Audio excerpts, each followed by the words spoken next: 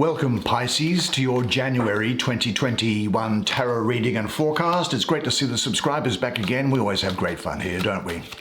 On this channel, it's different, it's good, and we always have lots to talk about.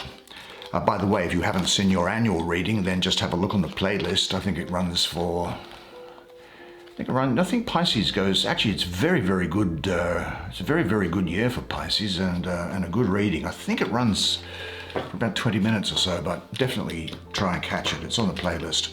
Now, by the way, if you would like to have a personal clairvoyant reading with me, then just check out the information that's in the description box below, and you can see how easy it is for that to happen wherever you may be living in the world. But now let's pull 5 cards and do the in-depth Pisces January 2021 reading. Pisces January 2021. And see what there is in store for you, shall we? This one here. The 4 of Wands. The King of Cups. The 8 of Discs. Judgment. Let's see what there is. Just getting the feeling to move these around, and so just be 1 second while it makes itself known to me. Well, this is probably it. Let's have a look at it. Yeah, the Queen of Cups. Isn't that fantastic for you? Okay, why don't you come have a look at the imagery that's on these cards with me. They'll talk to me. I'll tell you what they say while I do the reading for you. Now, to remind you again, there is an annual 2021 reading. You can find it on the playlist or just search Pisces 2021 Nigel and you'll find it. Next month's monthly reading will be published on the 6th of January at 2 p.m. US Eastern Time. What an interesting set of cards.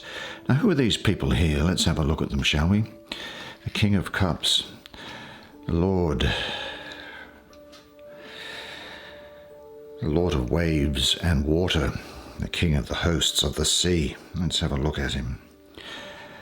Here we go, King of Cups. The god of the ocean is always incredibly powerful and mysterious. When all else fails, the ocean comes and wipes out whatever problems there were, as if they never existed. This is Poseidon. And the blue flowers are the blue lotus. They are intoxicating and speak of this king's precedence over sleep and altered states, the subconscious, the active subconscious. Where he is, there is no time like we know it. There is no reality or gravity like we know it. It is the home of our imagination, of dreams, of fiction, of mythology, of the moon. Usually it stays beneath the surface, but occasionally it rises up and wipes out whole civilizations. The King of Cups is mastery over your own subconscious, your black horse, your animal nature and desires. Now, this is incredibly difficult and powerful. If you can master this, you can rise above everything and see the face of God, or the most objective truth there is that is there at the center of the universe. But as mere mortals, it is so difficult to control this horse that even the greatest of people can only do it for a short time before they crash to the ground. Even so, just a glimpse of eternity is enough to transform your soul completely and change you forever. Your awareness will never be the same. Now, as with all the water cards, emotions may lie on the surface, sometimes confusing and unwanted, just like dreams, seeming gibberish at times. But they all have meaning. The surface of the water is pushed up and down by what is going on in the depths. It is never meaningless. It is like laying the hand on someone's chest and feeling the heart beat within. Emotions are the communication of the beating heart deep within the chest. and you feel them most when there is a problem or when they are working hard. Now, I have the feeling that you may well come across an Aquarius who has a meaning for you at this time, and another Pisces as well. Now, what are the characteristics of this person here? Let me see.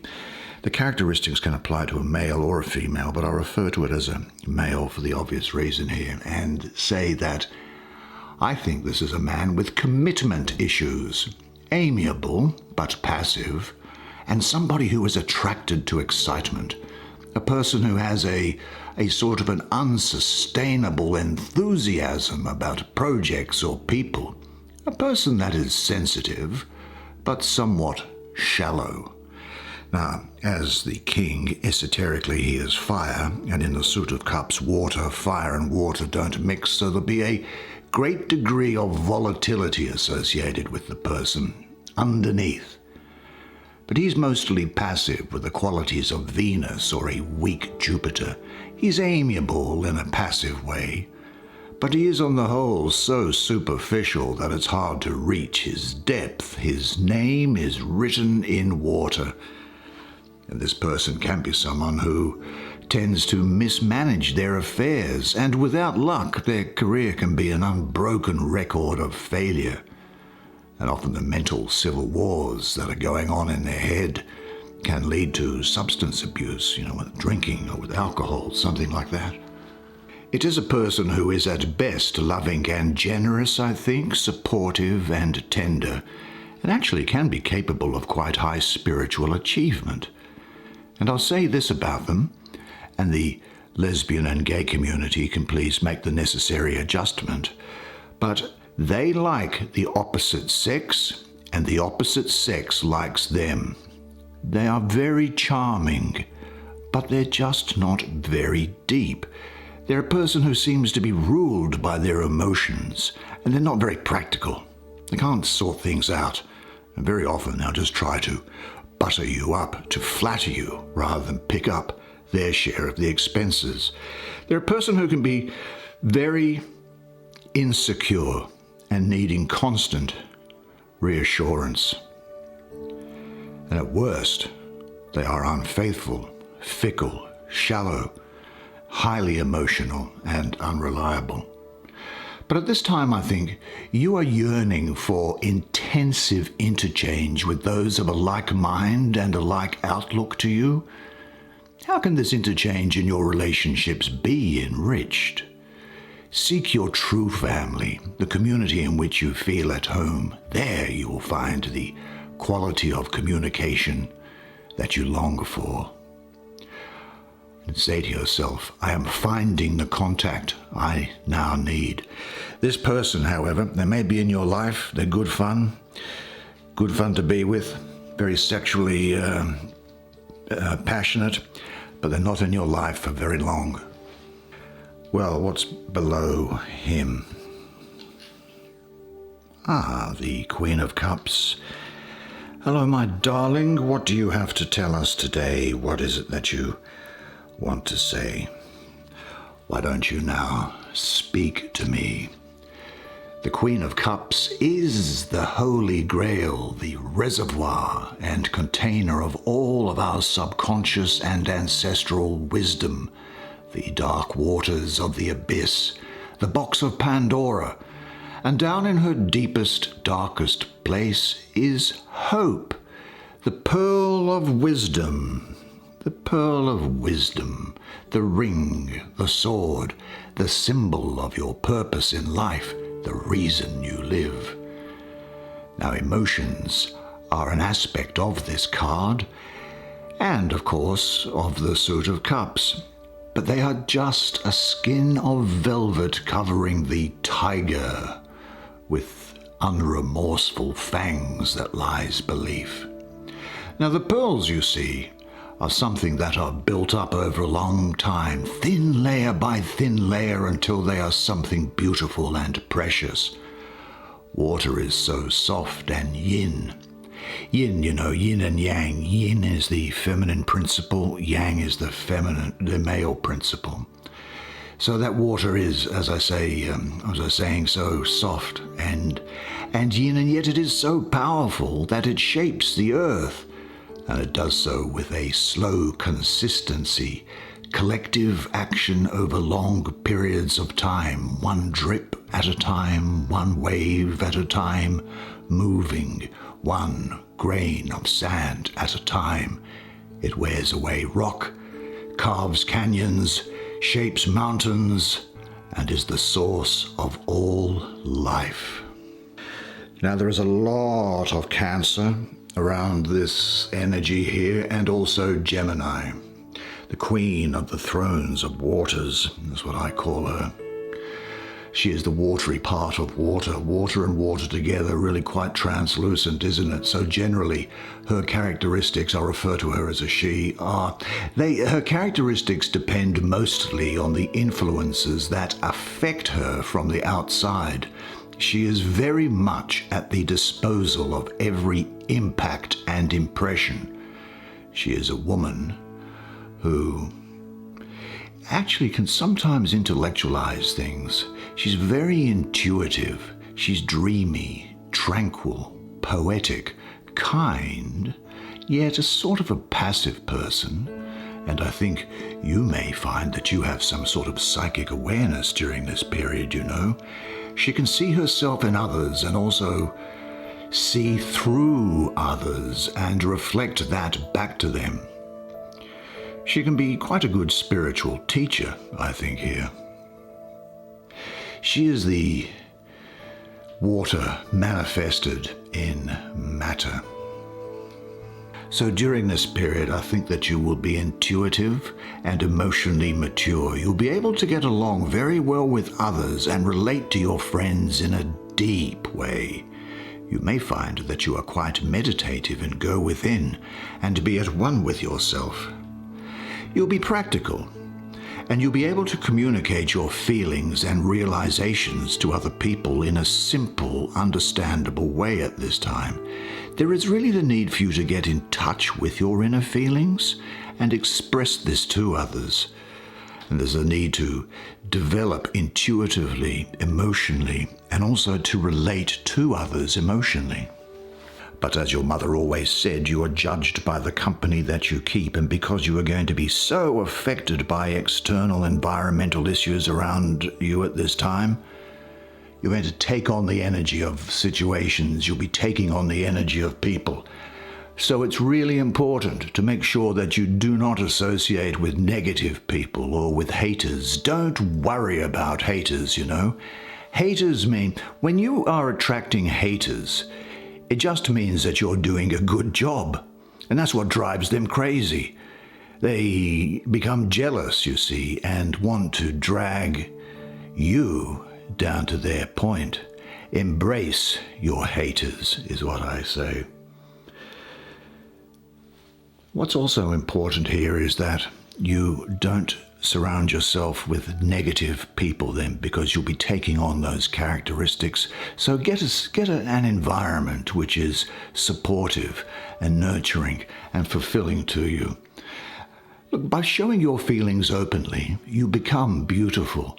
There may be people who don't understand you. Don't concern yourself about it. And this can also include those haters that I was talking about. Do you know, they'll say to you, "Oh, I can see that you're walking on water, but the only reason why you are walking on water is because you can't swim." Do you know what? Don't even engage with morons like that, you know, because there are enough others with whom you can share your feelings. Are you open to your emotions and feelings? Trust your feelings, live in harmony with them, and say to yourself, "My openness and vitality makes me beautiful."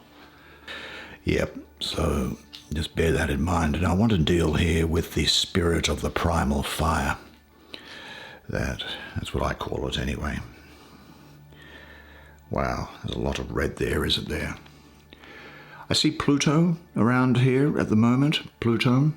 This is saying to me here in this position that you are going to be highly discriminating or discerning, but you will be open to criticism, not to haters, but to constructive criticism, because I think that you may well be going through a period of some healthy, critical self-analysis. Not blaming yourself for things, but a healthy critical self-analysis, working out what are your strengths, where are your weaknesses, do your weaknesses matter, and if they do, how do you shore them up? And there is a decision which you're going to make which has a major impact on your life, such as a lifestyle or a career, as an example, but it could well be something else. And it may not appear to be major at the time, but you look back at this period in, say, 6 or 12 months, and you go, I remember when I made that decision, and it has had a major impact. And the decision that you make is going to be positive. This is time for you to move on after seeing the bigger picture. And so I think it's important for you to take some time out and see the bigger picture. It's a natural period of growth and of shedding things and people which no longer serve you. It's about closure, resolution, definitive action. Do you know, when this card appears with these other cards around it like this means that you can actually be quite a gifted critic. And what I mean by that is that you'll be able to look at things and you'll be able to see, okay, in a good way, what works and what doesn't work. And you'll have a great ability to speak from intuition and your first-hand experience. This is, I have to say, a high fertility card as well, and family is going to be important to you, and you'll have the ability to combine your time as it needs be with family and with career. You might be considering starting or adding to a family, or you may know of someone who's doing this, and if you are standing with it, you'll be able to juggle finances and time really well.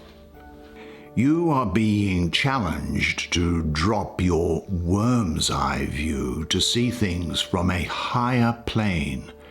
When you have recognized greater time spans and other contexts, which you are increasingly ready to do, I must say, you will then tend more and more to observe things in their beingness, to see free from evaluations. What methods are you going to use to gain deeper insight and greater wisdom? Say these things to yourself at the moment. I observe people and situations objectively and fairly.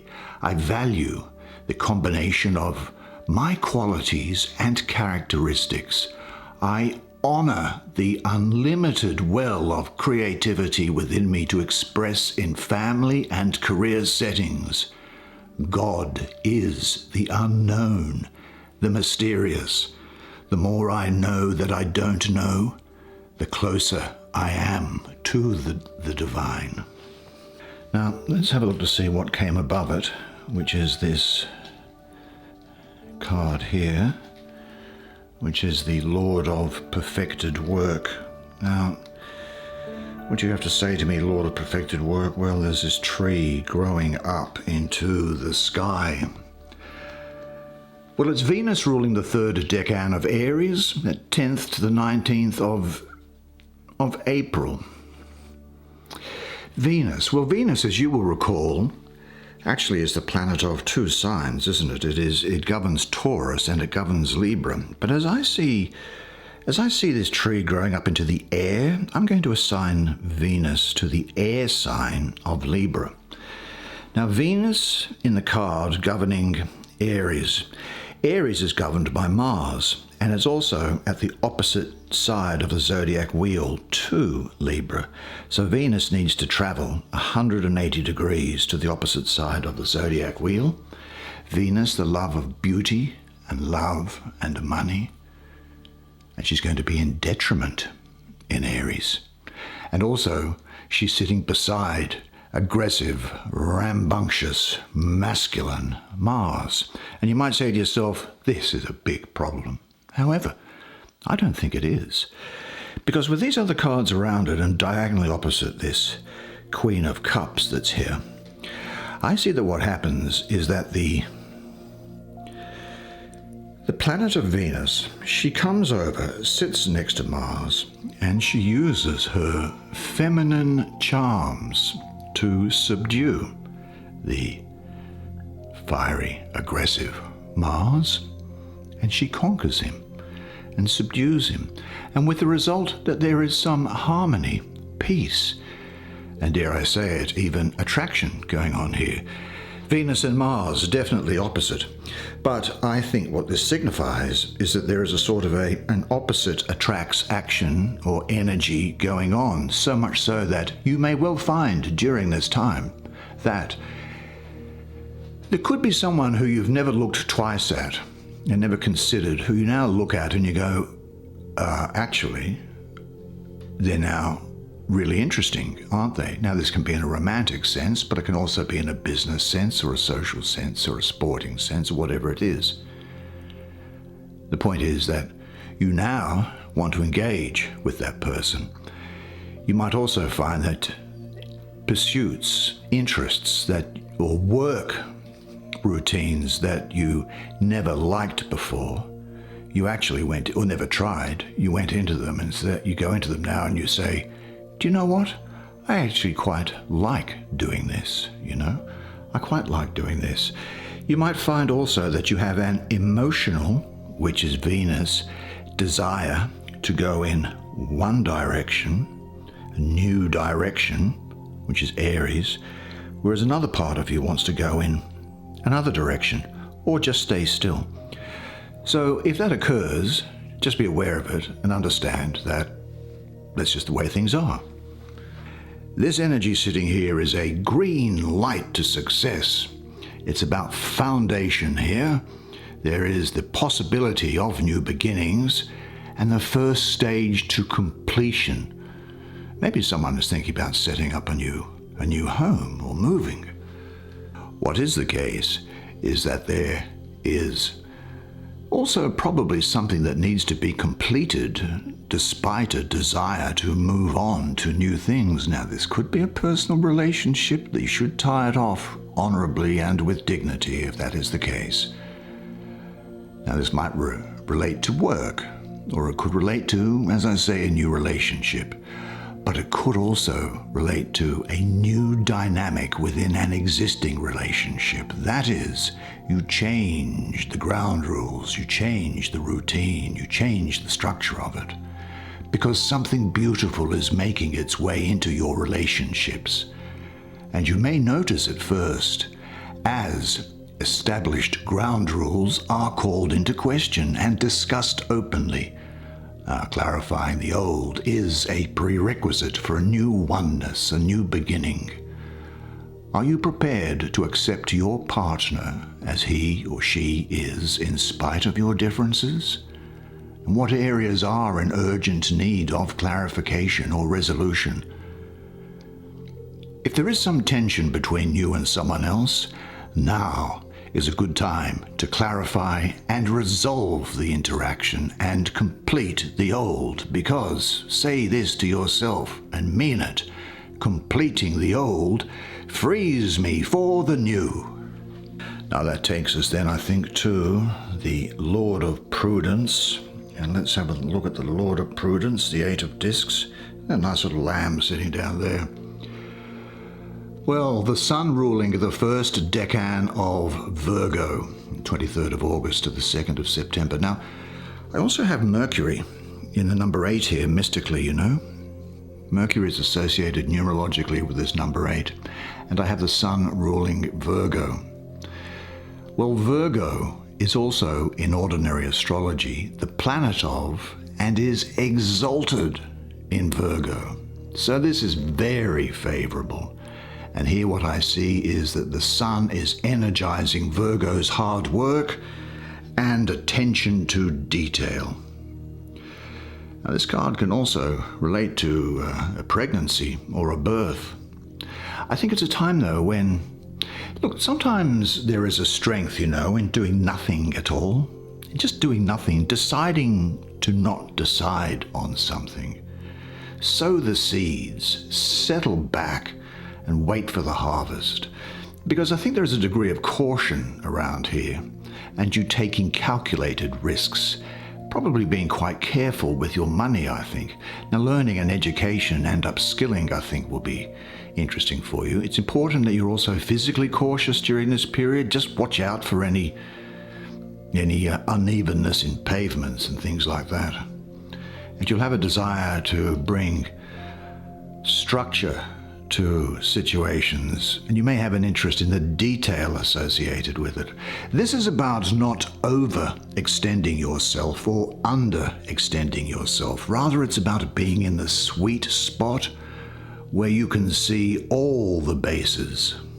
It says to me that you need time and patience to develop something. Don't rush it, as it's a long-term thing, and be prepared to bide your time and let it come to fruition.